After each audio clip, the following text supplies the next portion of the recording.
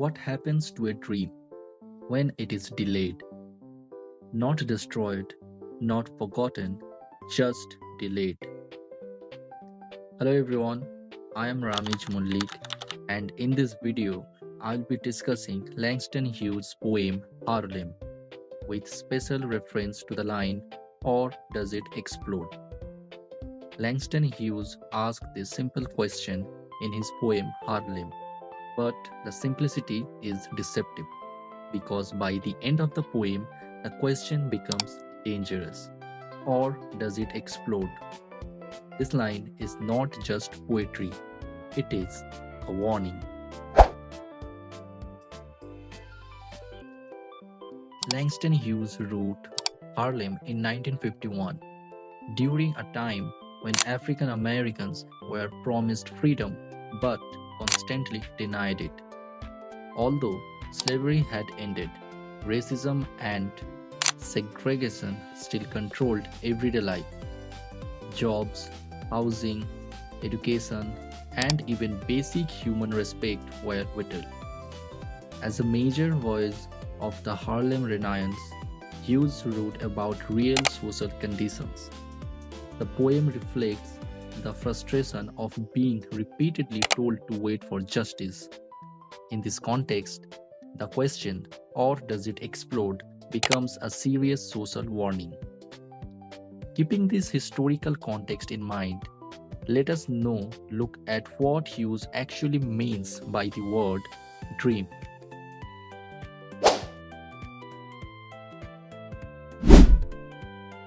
When Hughes talks about a dream, he is not talking about personal ambition or fantasy.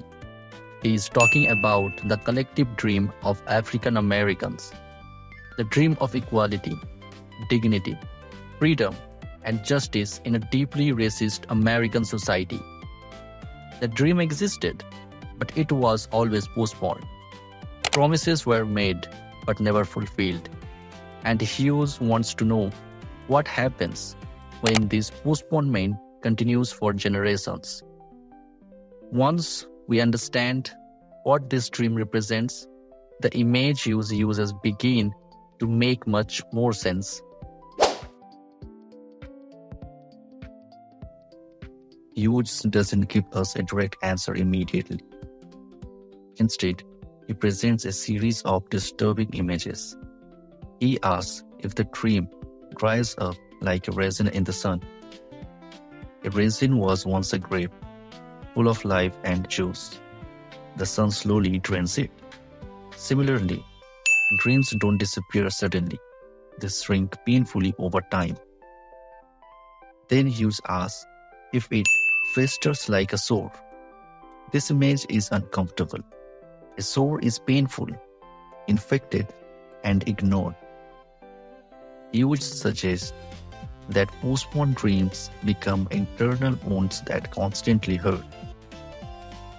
He goes further and asks, does it stink like rotten meat? Now the dream is not just painful, it is repulsive. Suppression begins to affect society itself. Injustice becomes unbearable even to witness. Each image shows damage, not silence. The dream is still alive, but suffering. But Hughes doesn't stop at decay. After showing this slow suffering, he suddenly shifts our attention to something far more dangerous. And then comes the pause. After all these images, Hughes suddenly asks, or does it explode? This is the most powerful moment in the poem. Until now, the damage was internal, trying, festering, rotting.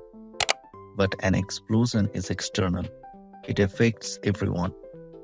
In my view, the line suggests social unrest, protests, revolutions, resistance. Hughes is saying that when people are pushed too far, when their humanity is ignored for too long, the result is not patience. The result is resistance. However, This raises an important concern. What exactly is Hughes suggesting here?